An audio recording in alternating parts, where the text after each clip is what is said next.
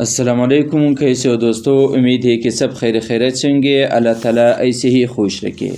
جی دوستو، آپ ایک ویڈیو ملاحظہ فرمایا، نفرت گناہ سے کرو، گناہ گار سے نہیں، شاید وہ آپ کی محبت میں آ کر گناہ کرنا ہی چھوڑ دے۔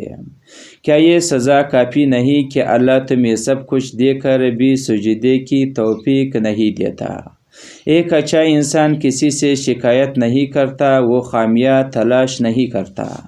جب کبھی کسی ضرورت مند کی آواز تمہارے کانوں تک پہنچے تو اللہ تعالیٰ کا شکر ادا کیا کرو، کیونکہ اللہ تعالیٰ نے اپنے بندے کی مدد کے لیے تمہیں پسند کیا، ورنہ وہ اکیلا ہی کافی ہے۔ سب کے لیے تم وہ مانگتے ہو جو تمہیں اچھا نظر آتا ہے، اللہ وہ دیتا ہے جو تمہارے لیے اچھا ہوتا ہے۔ دوسروں کی مدد کیا کرو، خدا تمہاری مدد کرے گا۔ دوسروں کو سکون دینے والا کبھی بے سکون نہیں رہتا۔